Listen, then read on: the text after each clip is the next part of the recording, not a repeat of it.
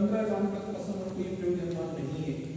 और जिन्हें 16 बाण वाले सोने की प्राप्ति नहीं हुई, वह तब तक 15 बाण तक का सोना भी प्रयोजनवान है।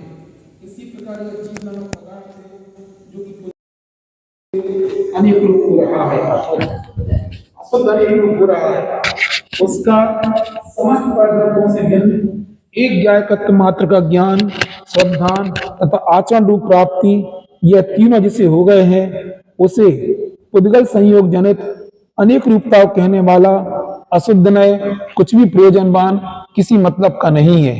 किंतु जहां तक शुद्ध भाव की प्राप्ति नहीं हुई, वहां तक जितना अशुद्ध नय का कथन है उतना यथापद भी प्रयोजनवान है। जहां तक यथार्थ ज्ञान श्रद्धान की प्राप्ति, सम्यक दर्शन की प्राप्ति नहीं हुई हो, वहां तक तो जिनसे यथार्थ उपदेश मिलता है, ऐसे जिन वचनों को सुनना, धारण करना तथा जिन वचनों को कहने वाली श्री जिन गुरु की भक्ति, जिन बिंब के दर्शन इत्यादि व्यवहार मार्ग में प्रवृत्त होना प्रयोजनवान है।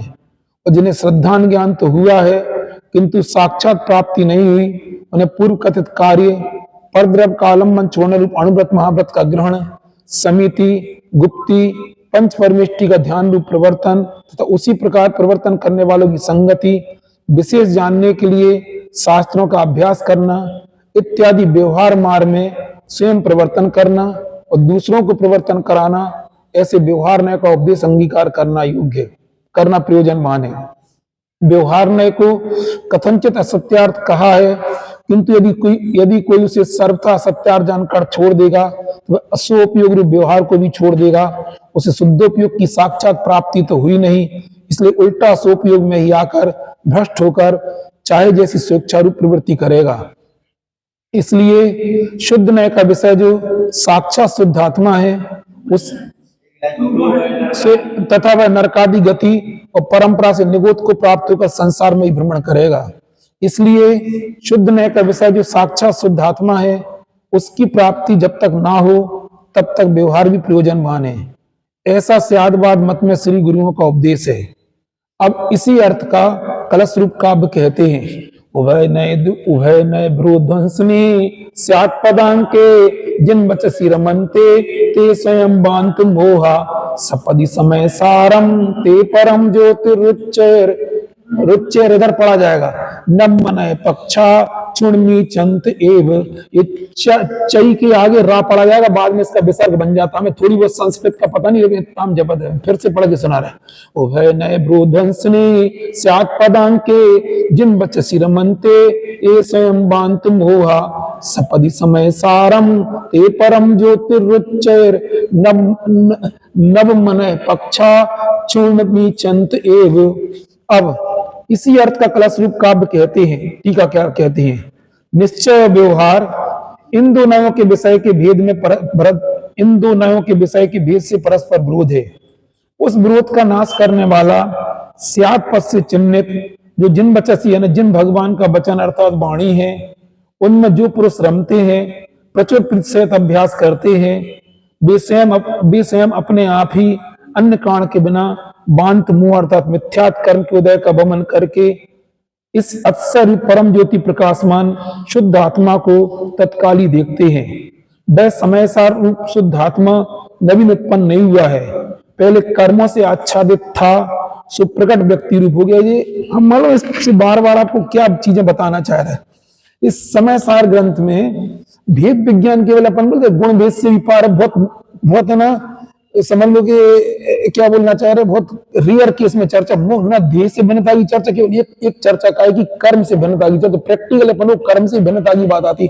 आप उपयोग को आंखें बंद करके देखो, बहुत बोलते गुण भेद से ही पार है, हम क्या केवल ज्ञान की एक केस कहाँ, इनका कहाँ केवल ज्ञान की कहाँ लिखा, केवल ज्ञान की परत जो कहाँ लिखी, आप बताओ।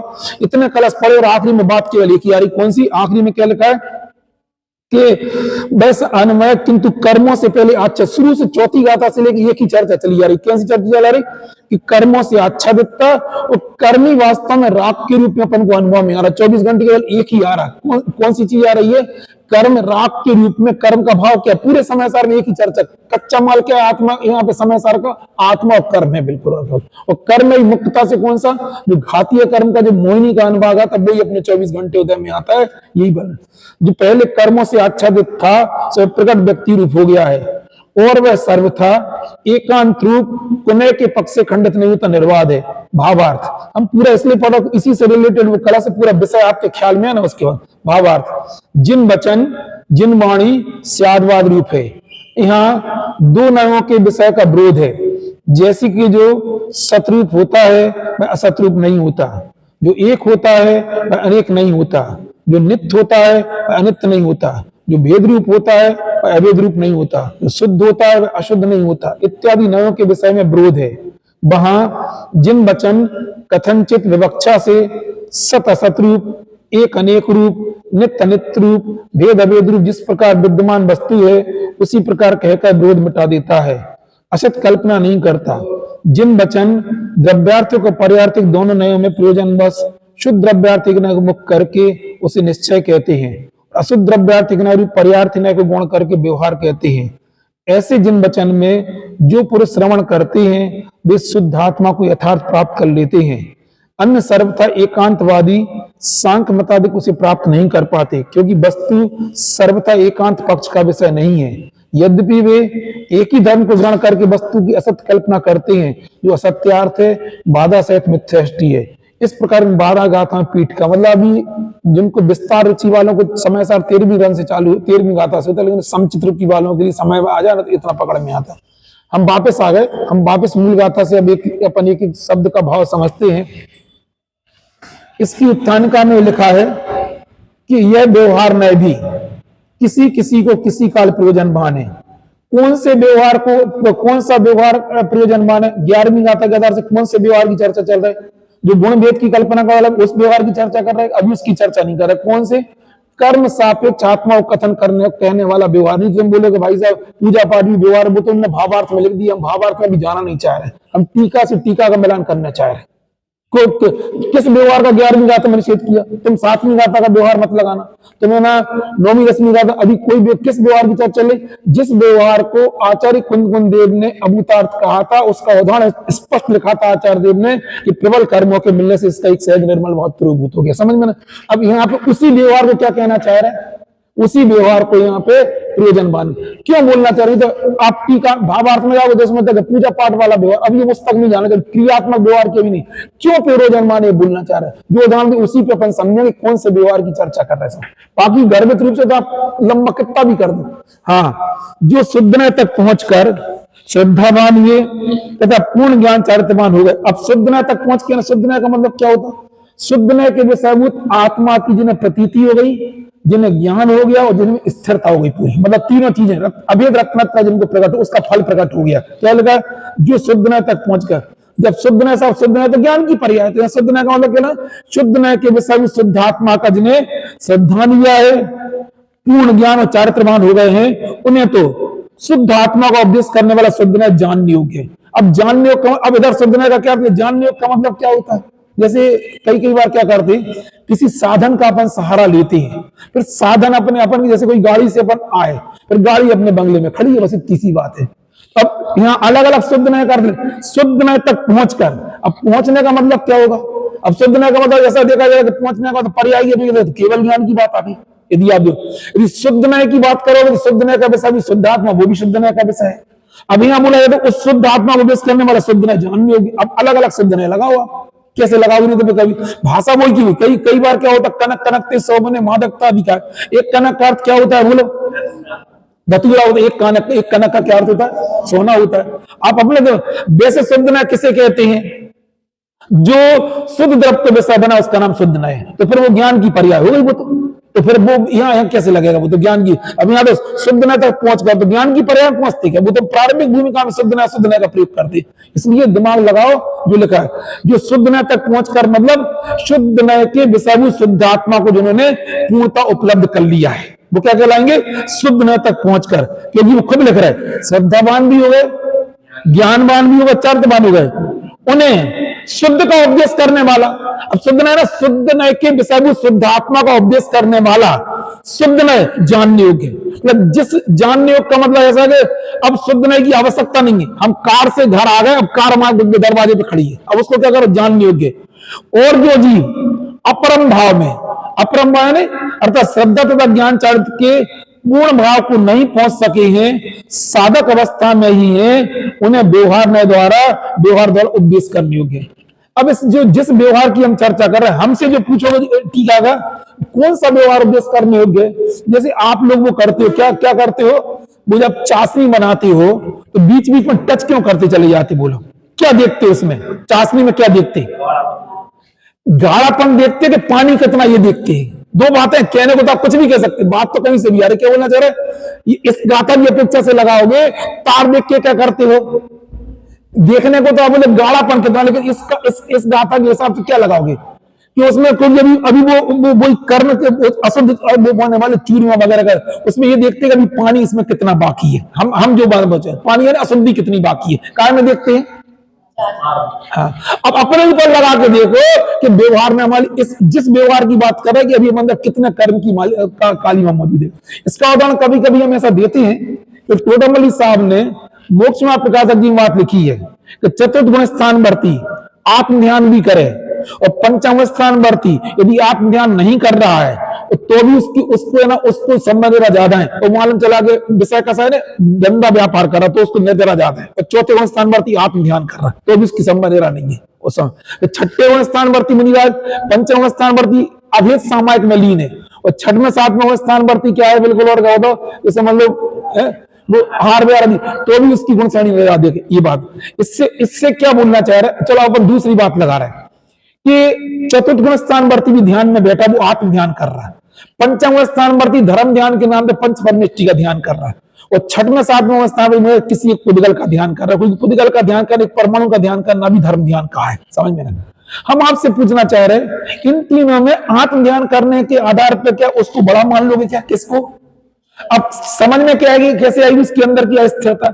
ऐसे समझ में आएगी कि यदि मालूम चला कुछ बिजली तड़केगी ना, तो हो सकता है छठवें वो स्थान वर्ती को विकल्प में उसको आत्म ध्यान करने के नाम पे भी उसको तुरंत वहां पे हम कह जरा सी रस्सी भी रेंग जाए ना, रस्सी रेंग जाए, उसे लगा पता नहीं उसका ध्यान भंग हो जाएगा। इससे समझ में आता है कि मेरी अंदर की अस्थिरता कितनी बैठी है। और हम उदाहरण बता रहे हैं हमारे अंदर का राग कितना चल रहा है, और बता रहे हैं हम तुम्हें। अपन सब ना वहां पे गए, कहां पे? तो मतलब अपन शिखर जी गए। अब शिखर जी गए तो अब कोई ऐसा शुद्ध सोला की पूरी तो बना के ले नहीं जाता वहां पर। अब तुम्हें लौटते हैं जल मंदिर पे, सबको भूख लग आई, समझ में? सब एक साथ सबसे बंधन की। अब उनने बोला भूख लग रही है, आप बोले कि बस सोच के तो जाती अपन तो नीचे जाके भोजन करेंगे। लेकिन जो व्रती व्यक्ति होगा ना, उसको कितना भी उसको क्षुधा वेदना, लेकिन वो उसको अवक्ष भक्षण करने का परिणाम नहीं आएगा। जिसकी नहीं होगा नियम से ना, वो कहेगा ठीक है यार अपन वैसे तो अपन घर ही करने, तो थोड़ा सा इससे समझ में आ रहा है कि हमारे अंदर की अभी राग हमारा भी घटा नहीं है, ये हमारे अंदर की अशुद्धि का द्योतक है, ये बोलना चाह रहे हैं। अब घर में काम कर, घर में अपना नाश्ता बना रहता है। जो व्रती व्यक्ति होगा 56 प्रकार के भोग यदि मर्यादा के उसको विचार भी खड़ा नहीं हो, अपनी अशुद्धि पकड़ में आ रही। और जिसको होगा नहीं वो भले ही खाता नहीं हो, घर में शुद्ध भोजन, लेकिन उसको आजा खाओ चल दो, ये उसके अंदर ही क्या बैठी है? अशुद्धि बैठी जे कहना। इससे अपन समय का महावर्तमान में खड़े काम ये बोलना चाह रहे हैं, ये अशुद्धि का प्रतीक है, इससे ये पकड़ना चाहिए। नहीं तो तुम कैसे लगोगे अशुद्धि के लिए तो वो उदाहरण दिए, समझ में? ये तार से आप क्या करते हैं? क्योंकि अभी इनने तो सीधा भावार्थ में तो वो प्रयोजन। अब उस अशुद्धि को दूर करने के लिए, कौन सी अशुद्धि को दूर करने के लिए बोलो? जैसे हमें जिस टाइप की अशुद्धि, हमने आगे क्या किया तो वहां पे हमें किसी ने खिला दिया जल मंदिर पर, तो हमने खाना खा लिया, इस समय अशुद्धि बैठ गई। इस अशुद्धि को दूर करने के लिए क्या क्या जरूरी है, हमें ये बता दो, नहीं तो हम इस समय सार में से पढ़ के बताएंगे इस अशुद्धि ये कैसी अशुद्धि दूर होगी। आत्मा ध्यान का ये नहीं है इसका अर्थ। इसमें लिखा है उस संबंधित अनुव्रत को कर लो, उस समय अशुद्धि दूर इसी में आने वाला। अब यहाँ पे तुम व्यवहार में समझ में आएगा, तुम्हें अपनी अशुद्धि दूर कर। ये तो इसी में लिखा है कि उद्दिष्ट और आहार के त्यागी होते, तो क्यों त्यागी होते हैं? आज ही हम उसका पढ़ा थे बंद अधिकार का चैप्टर। मतलब हम ये बोलना चाह रहे हैं जो ये चैप होती ना, चैप ये तुम्हें दिखाती है कि अभी इसमें कितना पानी विद्यमान है। क्योंकि हम बनाना क्या है? बूरा। क्या बनाना? और बूरा क्या के द्वारा बनता है? पानी के सद्भाव बनता है कि पानी के अभाव में बनता है? अभाव में बनता है बूरा। तो ये पानी के अभाव में जब वो बूरा बनता है तो फिर क्या होगा? बिल्कुल रखा, तो इसका तो पानी कितना ये दिखाता है। ऐसे ही हमारे जीवन के 24 घंटे के चलने वाले जो भाव होते हैं वो हमें ये दिखाते हैं कि हमारे अंदर कितना राग विद्यमान है। ये है अशुद्ध नय का, ये है व्यवहार नय, ये है व्यवहार नय किसी। हाँ अरे अभी वो तो बहुत 13वां गुण स्थान होता है, श्रद्धा ज्ञान चारित्र की पूर्णता में 13वां गुण स्थान होता है। तो उसके नीचे के गुण स्थान पर जितने भी गुण जाते हैं, हाँ ये तो सब व्यवहार के हाँ तो नीचे के नहीं है तो देखो 8 में से के बाद तो जरूरत ही नहीं पड़ती, व्यवहार का अभ्यास नहीं होता है। 7 में तक के ऊपर भी 6 में तक होता तो चौथे 5 वो व्यवहार का, अभी व्यवहार का भी शब्द उपदेश लिखा, हम उपदेश पे नहीं जाना चाह रहे। जरूरी थोड़ी सबको महाराज जी उपदेश ही दे, अपनी अशुद्धि जो होती है वो अपने जानने में आती है प्रयोजन माने। वो उपदेश का मतलब, उपदेश का मतलब भाषा से बोला गया उपदेश नहीं है, मतलब वो हमें व्यवहार में भी वो जानने योग्य है। कौन सा व्यवहार जानने योग्य है कि हमारी आसक्ति कितनी बैठी है। मुनिराज भी करती, ये उद्देश्यकार का क्यों लिखा? यदि मुनिराज मालूम चला उनको समझ में आ जाए कि ये चीज मेरे निमित्त से बनी है, कह देते महाराज जी, कई तो महाराज जी आपके लाने जो केक बनाओ आपने, ऐसा बोल देते। हम बता जो ये बोल दे कि महाराज जी आपके लाने जो केक बनाओ, ये भाषा बोलने के बाद केक लेने योग्य कि नहीं है? बता तो भली शुद्धि है, क्यों तुमने बोला कि तुम्हारे लिए लिया? समझ में? और यदि उसके बाद वो ले लेते हैं, ये उनका राग है अंदर से, ये उनकी अशुद्धि है, ये पकड़ में आ जाता है उनके लिए। इसमें लिखा बुद्धिपूर्वक का राग, अपन को पकड़ में।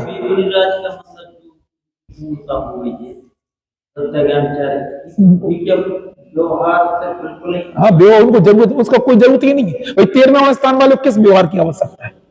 उनको कौन से, उनको कोई व्यवहार की आवश्यकता है? क्या बोले? हाँ उपदेश से उसके लिए व्यवहार प्रयोजन माने। हम मालूम, हम बार बार आपको व्यवहार से उपदेश शब्द का अर्थ वो संकीर्ण नहीं करना चाह रहे कि महाराज अपन उपदेश दे रहा और सामने वाला सुनो। आप व्यवहार से उपदेश मतलब व्यवहार भी जानने, कौन सा व्यवहार प्रयोजन माने? जो व्यवहार कर्म संबंध, कर्म का भाव आत्मा में देखा था, वो भाव भी हमें जानने होंगे। कौन सा भाव जानने होंगे? ये इतना मतलब ये गाथा इतनी है, कई लोग उसको अभी हम सीधा, इसलिए मैंने सब पढ़ा दिया आपको। व्यवहार से उद्दिष्ट है ये जो हमारा यहाँ व्यवहार न का विषय क्या है? कर्म सापेक्ष आत्मा की अवस्था क्या है? व्यवहार नहीं। और निश्चय में का विषय क्या है? ये कर्म सापेक्ष अवस्था से पार जो ज्ञान भाव, वो कौन से, वो काय का विषय? निश्चय नगर। तो इस व्यवहार न का, व्यवहार न भी जानने में आता है प्रयोजन में नहीं। ये व्यवहार न भी ये किसी जीवों को जानना चाहिए। जानना क्या चाहिए? हम मालूम करें हमें अवस्था क्या चल रही।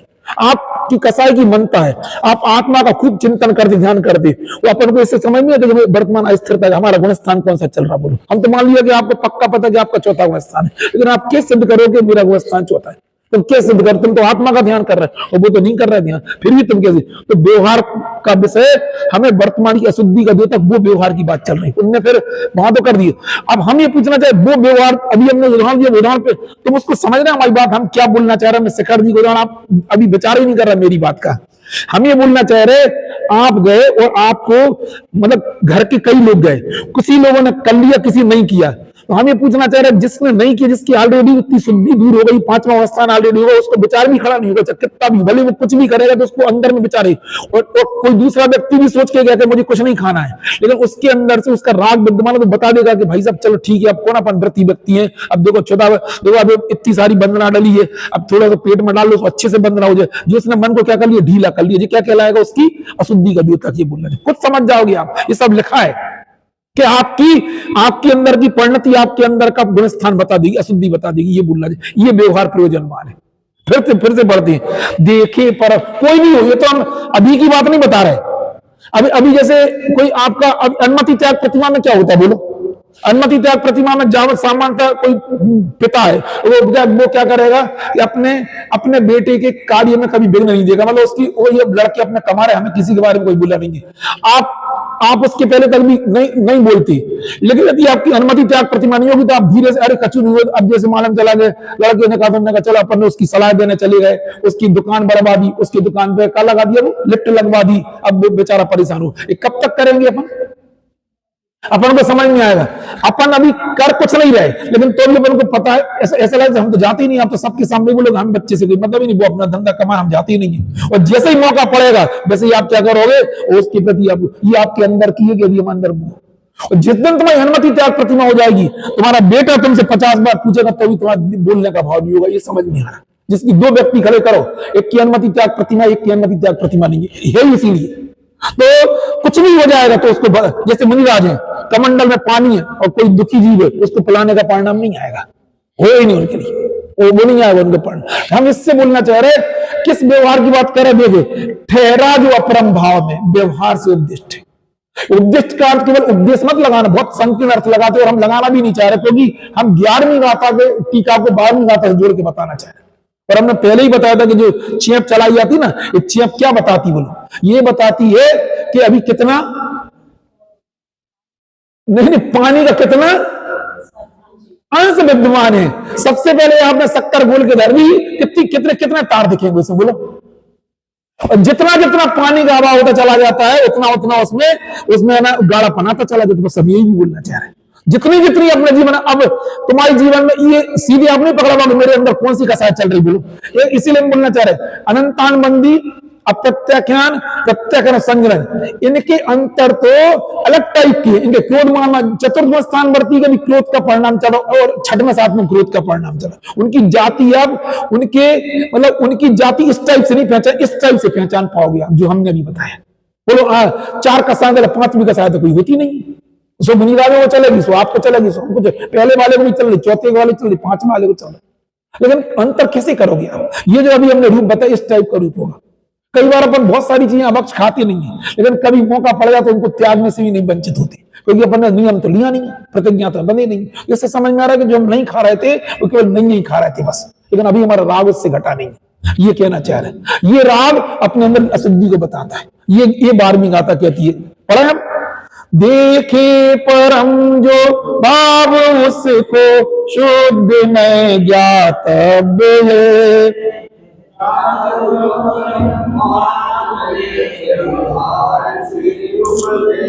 जो शुद्ध में तक पहुंचकर श्रद्धावान हुए तथा पूर्ण ज्ञान चारित्रवान हो गए, उन्हें तो शुद्ध आत्मा का उपदेश करने वाला शुद्ध नए जानने योग्य है। और जो जीव अपरम भाव में अर्थात श्रद्धा तथा ज्ञान चारित्र के पूर्ण भाव को नहीं पहुंच सके हैं, साधक अवस्था में स्थित हैं, वे व्यवहार द्वारा उपदेश करने योग्य हैं। जो पुरुष अंतिम पाक से उतरे हुए, अंतिम पाक से उतरे हुए शुद्ध स्वर्ण के समान, अंतिम पाक क्या हो गया, कौन सोना का अंतिम पाक है ना, पूरा हुआ उतरे हुए शुद्ध स्वर्ण के समान उत्कृष्ट। अब सोना तो ठीक है, सोना हो गया, इधर क्या लगाओगे, क्योंकि पूरा अंदर का राग भाव, तुम्हारा मोह भाव पूरा चला गया। उत्कृष्ट भाव का अनुभव करते हैं, उन्हें प्रथम द्वितीय आदि पाकों की परंपरा से पश्चिमान अशुद्ध स्वर्ण के समान जो अनुत्कृष्ट मध्यम भाव उनका अनुभव नहीं तो होगा ही नहीं। मतलब आप बताओ, जो 12वें स्थान पहुंच गया 13वें, उसको क्या होगा, नीचे का अनुभव होगा, होगा क्या? 12वें स्थान वर्ती को 13वें स्थान वर्ती को चौथे स्थान जैसा अनुभव होगा कि नहीं होगा? चौथे 5 में नहीं होगा उसको, क्योंकि वो भाव उसकी परिणति में ही नहीं है ना, नहीं होता।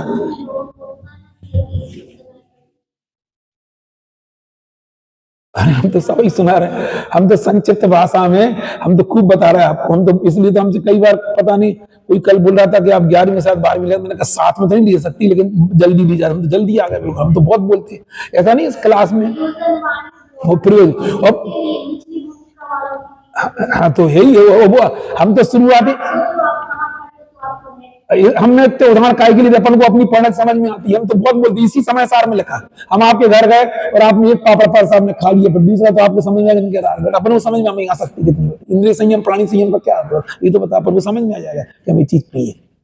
कई ऐसी 50 चीजें। चलो आप जैसे हम बता रहे, हम चीता फल नहीं खाते हैं, गन्ना नहीं खाते, छोड़े नहीं है, लेकिन हमें ये सब टाइम क्या होती है, मतलब हमारे जीवन के लक्ष्य नहीं, हमने वर्षों से नहीं खाए। हमने मतलब घर में कहीं भी आते तो हमने खाने इसलिए नहीं खाते कि हम इनको छोड़े, नहीं खाते कि ये क्या है, टाइम क्या बोलते, टाइम खराब होता है। मतलब अभी मतलब हमने जिंदगी में हमने 10, 5, 15 साल में कभी कोई गन्ना भी खाया हो, ये तो 11 साल संजीवनी खरीद लाते हैं। कई लोग आज चूसते रहते हैं, बिल्कुल हम पता नहीं चल, इसका हम छोड़े नहीं है, इसका मतलब ये नहीं है कि हम खाते नहीं है, हमारे त्यागी नहीं है उन चीजों में। कई चीजों का है जो हमें सिंगाड़े हैं, कल्पना बन उनको दोस्त बता दी तो छोड़े नहीं है, लेकिन त्यागे भी नहीं है। आते हैं देख लेते सामने वाले, उनका समझता है त्याग, लेकिन त्याग तो तब होगा जब हम उसके प्रति 0 सन्नाटा हो। बहुत सारी चीजें होती।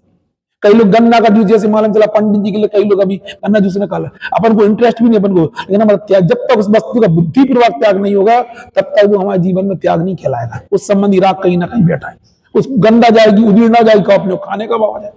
ये बोलना चाह रहे हैं। और जिस चीज के प्रति अपनी खत्म हो गई वो कभी भाव नहीं आएगा उसका। ये बोलना चाह रहे हैं वो अपनी भूमिका समझो कि हम कौन सी भूमिका में खड़े हैं।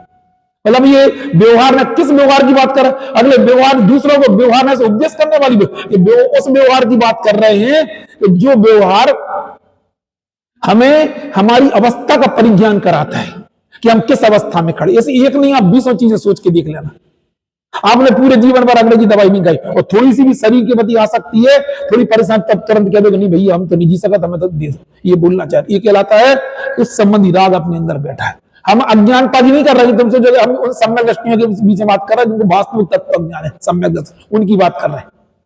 जिनकी ऐसा ना कसाई की मनता है, तो ऐसे अजर अमर हो जाते हुए तो शरीर का ख्याल, उसकी बात नहीं जी। यहाँ जो क्लास बैठी वो उन लोगों के बीच में बात कर रहे हैं कि हम सम्यक होने के अवधि अपनी परिणति को व्यक्ति पहचान सकते हैं। आप केवल आप सोच सकते हैं आध्यात्म ग्रंथ पढ़ते हो, अपनी अस्थिर परिणति को पकड़ो आप और स्थिर परिणति को पकड़ो बिल्कुल। इसलिए मैंने 3 और मोक्ष प्रकाशन भी स्पष्ट लिखा है, 3 व्यक्ति खड़े किए।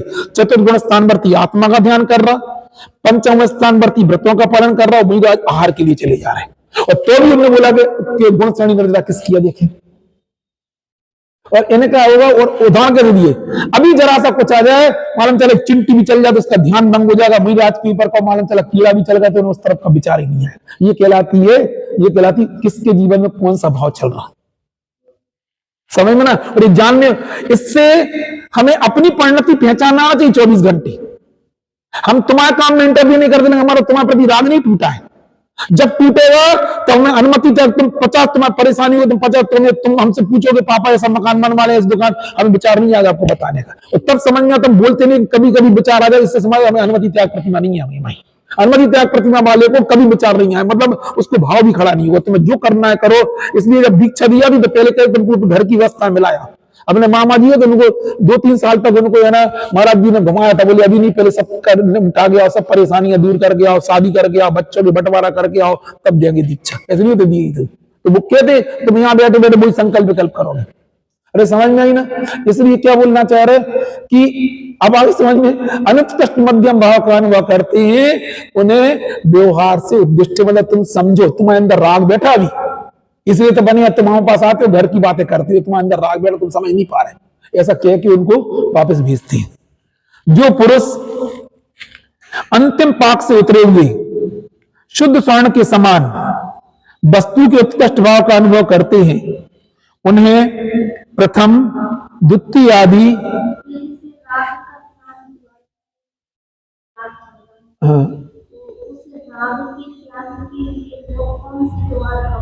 अब बता रहे हैं यदि उस राग के त्याग के लिए उस संबंधी व्यवहार की आवश्यकता, उस वस्तु के त्याग की आवश्यकता पड़ती है। हम आप एक बता अच्छा अपन कैसे, जैसे अपन को मान लो कोई जैसे 4वीं-5वीं प्रतिमा में है, उसे बच्चे के प्रति कुछ परेशानी, जिसने बच्चे के लिए पर क्या किया, उसके साथ उसकी दुकान पर उसका दुकान बनवाना चलेगा, दुकान पर जाके बैठने लगे, समझ में आता कि हमारे अंदर राग चल रहा है। अब वो कैसे त्याग करेंगे, वो उस संबंधी बच्चे के प्रति जो राग है वो कैसे उस अनुमति त्याग प्रतिमा के द्वारा होगा। ये सिंपल सी बात है। उस जिस संबंधी राग चल रहा, अनुमति त्याग प्रतिमा नहीं करोगे तब तक तुम्हारा वो राग बैठा हुआ था, तुम लाख कोशिश करो, ये पहचानना चाहिए। सबसे बड़ी बात तो राग घातक नहीं लगता, अपन उसको करना पड़े वो बातें अलग, फिर भी राग घातक नहीं लगता। जैसे तुम्हें कभी कभी है ना वो बता रहे ना, जब वो बिना मतलब तुम्हारे वो श्रेयांश भाई साहब ऐसे तो बहुत निवृत्ति, मतलब जीवन भर में 2 ही कमरे में रहे, वहीं पे कभी उनको कभी वो उस टाइप का था। लेकिन बाद में जब बिंदु जरूरत पड़ी तो बिंदु का मकान भी उन्होंने जाके वहां दिल्ली में जाके खड़े होकर बनवाया था। ये भी मुझे याद है बिल्कुल, और तो बताते थे। तो क्यों बोलना चाह रहे कि इससे मतलब नहीं रहा, क्योंकि जब बच्चों के प्रति कोई की हमारे हमें भी हम नहीं जाते कभी नहीं, लेकिन कभी परेशानी होती फिर सलाह भी दे देती है। तो सलाह देते इसका मतलब कि अभी हमारा राग गया नहीं है, अभी कभी उन्होंने खुद का मकान नहीं बनवाया, लेकिन उधर जब मौका पड़ा तो इस तो अभी रहा, वो कब टूटेगा। अनुमति त्याग प्रतिमा कौन सी है, 10वीं प्रतिमा, वो तब जाके टूटेगा, वो तब जाके बिल्कुल। और क्या बताओ, तब उन्हें तब समझ में। और तुम निचली भूमिका में रह के कसाई की मनता में तुम कर लोगे तो तुम्हें ऐसा लगा जैसे हमें तो अंदर कुछ है। अरे हम तो शादी की बात कर रहे हैं, कोई चतुर्थ स्थान में रह के पहले गुण स्थान में शादी ना कर रहा है तो वो ब्रह्मचर्य, ब्रह्मचर्य प्रतिमा की जो ब्रह्मचर्य प्रतिमा की जो वीतरागता है वो उन्हें 7वीं प्रतिमा में जाके प्राप्त होगी। जब वो तीसरी प्रतिमा में भी नानी याद आ जाएगी, यदि 3 टाइम की निर्दोष सामायिक होती है इसमें। चौथी में पुरुषोत्तम होता है, पुरुषोत्तम निर्दोष तब जाके अब शादी ने मतलब ब्रह्मचारी भैया को तब जाके उसका क्या लगा, 7वीं प्रतिमा में जाके उसकी वीतरागता प्रकट होगी। और अपन शादी नहीं करवाने का नाम अकेले ब्रह्मचारी प्रतिमा का मतलब ब्रह्मचारी प्रतिमा जैसा अनुभूति नहीं होगी, ये तो वो होगी नहीं। आप कर लो कितना भी, कहीं भी लगा, लेकिन ये इसलिए नहीं बताना चाह रहे। पहली चीज तो वो लगे, ये राग पहचान करके वो घातक लगना चाहिए। अभी केवल इतना नहीं कि अपन 11वीं 12वीं गाथा पढ़ ली और हमने आज बोल दिया और आपने मैटर कर, इसको लगे हमारे, इसको समय समय पर समझे। जैसे हम इनको बोलते नहीं है, लेकिन कभी इनकी परेशानी तो हमें भाव खड़ा, इसका मतलब ये इनसे टूटे नहीं है। अभी हम जाते भले ही नहीं है कभी, लेकिन हमें समझ में आता है कि इससे समझ में आता है कि हमारे अंदर राग बैठा, ये राग कैसे टूटेगा, कैसे क्या ऐसे जिंदगी भर बड़े रहो और बस मौका पड़ा तो सहारा दे दो, नहीं तो फिर बैठे रहो, ऐसे टूटे कैसे टूटेगा बताओ। फिर काय को अनुमति त्याग प्रतिमा बनाई, क्यों बनाई बोलो। पहले कौन सी है, आरंभ त्याग है, परिग्रह त्याग है, फिर अनुमति त्याग है। बोलो आगे, तुम्हारे बच्चे बड़े होगा तुम नहीं जाते, भाई साहब जाते नहीं, हमें तो कोई मतलब नहीं, मंडी सब संभालते, जब मौका पड़ा तब अपन को कब होगा तुम्हारा ये, तब तुम कहलाओगे उस संबंधी राग का त्याग, जब तुम्हें हम कह रहे पूरे जीवन भर भी तुम उनके पास ना जाओ, तब कहला जब तो अनुमति त्याग प्रतिमा ले लोगे, तब तुम कहलाओगे हमने ये प्रतिमा ऐसे नहीं बनाएंगे। तीनों प्रतिमा इतनी गहरी है। और 7वीं प्रतिमा वाला धंधा व्यापार कर सकता है और वो कर, ब्रह्मचर्य प्रतिमा चल रही उसकी और वो कर सकता है, लेकिन 8वीं में आके सारा आरंभ छोड़ देगा। 8वीं प्रतिमा वाला परिग्रह रखेगा, लेकिन 9वीं प्रतिमा वाला व्यवहार परिग्रह भी छोड़ देगा। और 10वीं प्रतिमा नहीं, कौन बोले, अनुमति भी देगा लेकिन परिग्रह त्याग कर देगा। जो 2 कपड़े बस उतना ही रखेगा, जो भी उसने बाकी सब छोड़ देगा, जिसको जो देना है वो नहीं करेगा, वो जिसको जो करना करो, हमारा त्याग है। प्रॉपर्टी का सब डिवाइडेशन कर देगा, फिर वो छोड़ देगा। अनुमति इसके बाद आएगा। 8वीं प्रतिमा तक तो 9वीं तक तो वो आएगा बच्चा, तो उसको समझा दे, कोई परेशानी लेकर पापा दुकान खोलने का मकान लेने का दे दे, लेकिन 10वीं में आके वो ये भी छोड़ दे, कुछ मतलब नहीं है, तो मैं जो दिखा सका ये अनुमति त्याग प्रतिमा होती। ये हम बोलना इन सबसे अभी ये जो बताने का तात्पर्य है कि हम अंदर समझे कि मेरी भूमिका कौन सी चल रही है, इसलिए व्यवहार ने प्रयोजन माने। हम इसको बहुत संकीर्ण नहीं करना चाह रहे, हम उसको भावार्थ में भी नहीं पहुंचाना चाह रहे। फिर उस संबंधी उन्होंने तो स्पष्ट लिख दिया कि अणुव्रत महाव्रत भी तुम्हें काम के हैं, तो अणुव्रत महाव्रत का मतलब तो बताओ उस भूमिका में कि हम अपने अंदर में जैसे भैया कभी कभी बोलते हैं कि भाई साहब वैसे हमें कोई मतलब नहीं, सब उन लोगों ने संभाली, लेकिन कभी कभी ये लोग जाते घंटा आधा घंटा को मंडी हुआते और उनके अंदर इतना है कि उनको उस जाति का विकल्प नहीं, सब समर्थ है, बच्चे भी सब समर्थ है तो भी हुआते, लेकिन अभी इसका मतलब ये कब टूट जाएगा, जिस दिन ही अनुमति त्याग प्रतिमा चले जाएंगी। अब परिग्रह कौन सी प्रतिमा होगी, आरंभ त्याग प्रतिमा, उसी दिन इनको वो विचार भी खत्म हो जाएगा, चाहे कुछ भी हो, हमें पता फिर ऐसा सौंपेंगे ये समझ में आता है। वो 1 घंटे का राग भी, आधा घंटे का राग भी ये बताता कि अभी हमारी उस संबंधी अशुद्धि बैठी है बिल्कुल, और क्या बताओ। इनको पहचाने, इसलिए 11वीं प्रतिमा के इतने सारे भेद कर दिए उन्होंने, हर जगह हर व्यक्ति अपने पे लगा के देखे। अब पढ़ते हैं, जो पुरुष अंतिम पाक से उतरे हुए आएगा,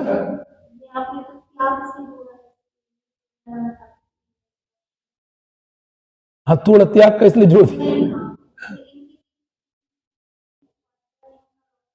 इसमें एक समस्या खड़ी हो रही है, हम यद्यपि सबके सामने उसकी चर्चा नहीं करना चाह रहे। लोग मनुष्य गति संबंधी औदिक भावों को भी, मतलब मनुष्य गति संबंधी जो सम्यक्त वर्णनी क्रिया हैं उनको चारों गतियों के जीव से जोड़ के उस संबंधी वो बोलते तो औदिक भाव क्या है कि उसके सर्वथा निषेध कर दे, उसकी हम भी उसकी नहीं बोलना चाह रहे, क्योंकि एक लोग जैसे कि एक तरफ ये पक्ष आता है कि श्रावक को 2 कर्तव्य तो मुख्य हैं, दान और पूजा, और कोई बोलते थे कि पूजा की कोई जरूरत, पूजा तो हृदय से होती है, उसमें कोई नहीं, यदि हम पंच परमेष्ठी की भक्ति है तो वही हमारी पूजा है। अब इसको कैसे जोड़ के बताओ कि मुझे नहीं समझ में आता समझ। अब उस पर कोई, अब आपने पूछा ना कि ये तो तुमने ऊपर की बात बता दी, अंदर में क्या भाव आता ही आता है क्या, यदि हमारे अंदर में यदि उस संबंधी अशुद्धि बैठी, जैसे कि जब आप मुनिराज को परिणाम नहीं आएगा भगवान के अभिषेक पूजन करने का, लेकिन निचली भूमिका वाले को आएगा पूजन का परिणाम आ रहा है, इसका मतलब है हम अभी मुनिराज नहीं बने अभी हमारे जीवन में। इनका कहना ये है, आपने व्रतों और प्रतिमाओं की अशुद्धि तो बता दी, नीचे की भूमिका की अशुद्धि कैसे बताओगे आप? अभी तो कोई जो बैठे हैं या तो चतुर्थ पंचम स्थान की पहली दूसरी प्रतिमा की अशुद्धि बताओ, तो हमने बताया ना थोड़ा सा। जैसे दूसरी प्रतिमा में निर्दोष अभक्ष भक्षण का मतलब अभक्ष भक्षण का पूरा त्याग हो जाता है। अब वो किसी भी टाइप की स्थिति उसके मन में भाव नहीं है, जिस दिन आप प्रतिज्ञा ले लोगे 50 तरीके आधा घंटा की मर्यादा से बाहर हो तो अभी आप उसको नहीं लेना ग्रहण करोगे, क्योंकि आपका त्याग हो गया, उस समय भाव ही नहीं आएगा तुम्हें। और यदि नहीं है तो आप वैसे जीवन भर ना खाओ, शुद्ध 8 पैरा घी का भोजन करो, तो भी मौका पड़ेगा तो तुम ढीले पड़ जाओ। इससे अभी अशुद्धि हमारे अंदर चल रही थी।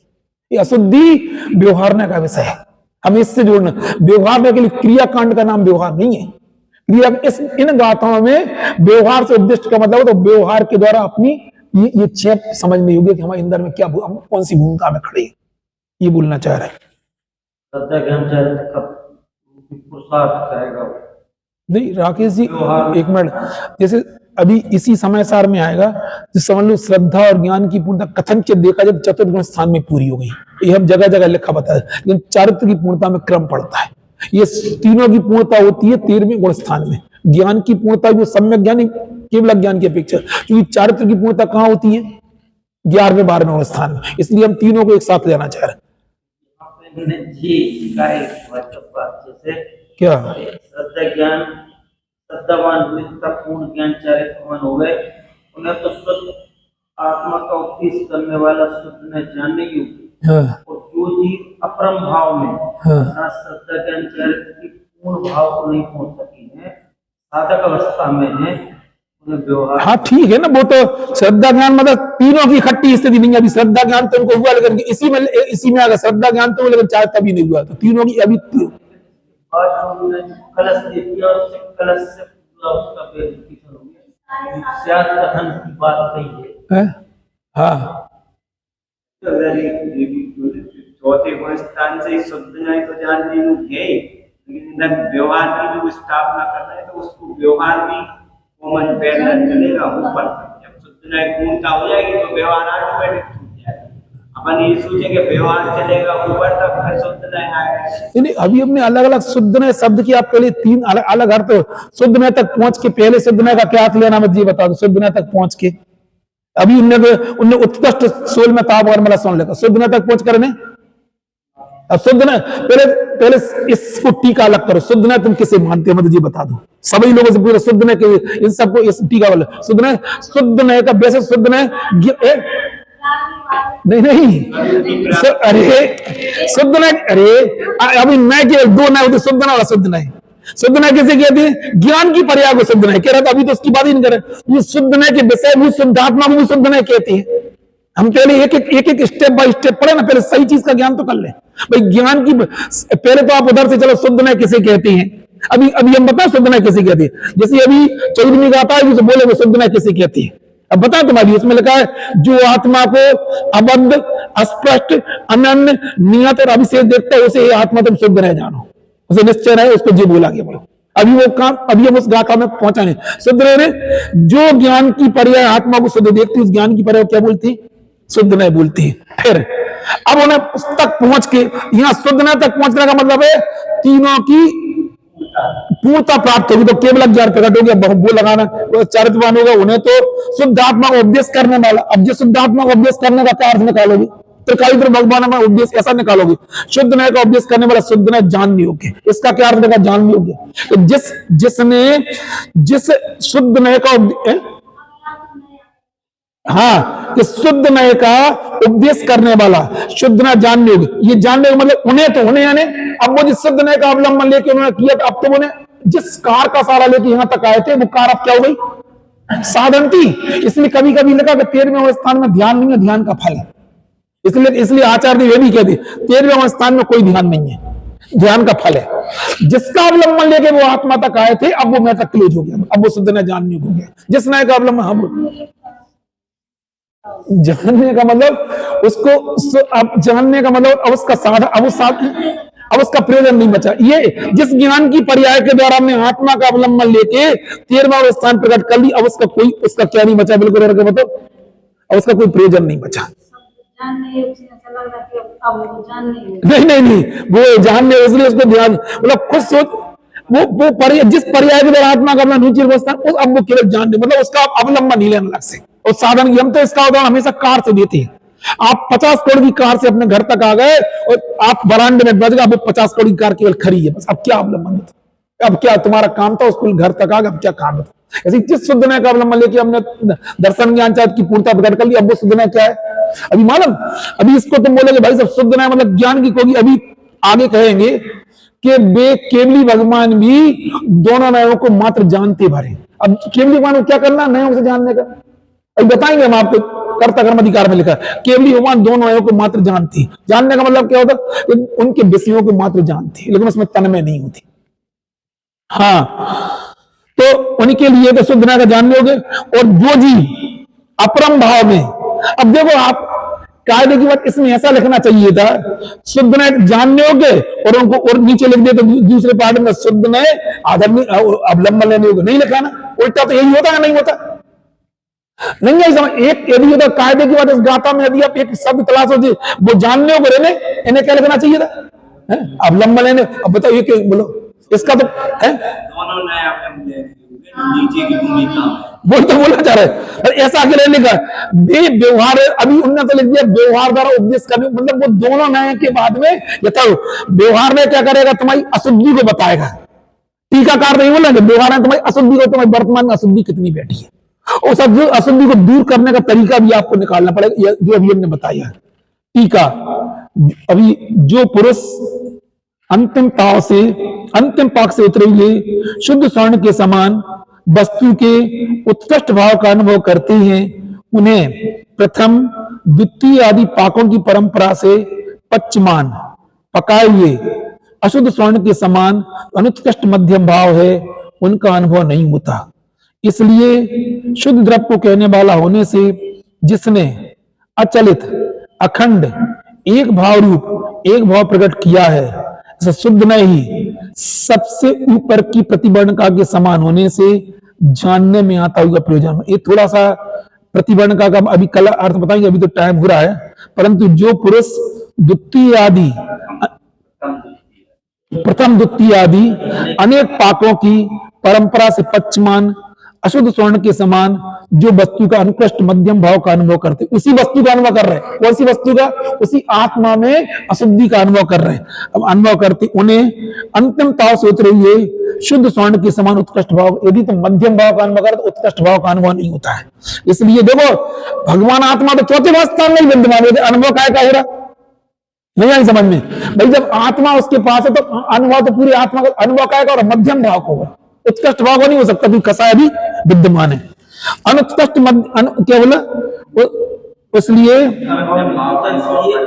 मध्यम भाव का अनुभव करते, उन्हें अंतिम ताव से उतरे हुए शुद्ध स्वर्ण के समान उत्कृष्ट भाव का अनुभव नहीं होता। मतलब चतुर्थ गुण स्थान वर्ती कभी भी 13वें स्थान जैसा अनुभव नहीं कर सकता, 6वें 7वें स्थान वर्ती कभी भी 13वें स्थान जैसा अनुभव नहीं कर सकता है, और न चतुर्थ स्थान वर्ती 6वें 7वें जैसा अनुभव कर सकता है। जो भी उत्कृष्ट भाव उन्होंने 13वें स्थान से उसी की चर्चा कर रहे हैं, अनुभव नहीं होता। इसलिए अशुद्ध द्रव्य को कहने वाला होने से जिसने, अब अशुद्ध द्रव्य क्या करेगा, अब व्यवहार में क्या करेगा, एक एक भाव बताएगा, एक भाव चतुर्गुण स्थान, 5वां भाव, 6वां भाव, ये सब मध्यम भाव है। इनको कौन बता रहा, व्यवहार है बता रहा। तो क्या बताएगा व्यवहार ने, पूजा पाठ करो ये बताएगा, पूजा पाठ होगा इधर क्या होगा, वो बताएगा अभी कितनी अशुद्धि विद्यमान है, कौन बताने वाला है, व्यवहार है।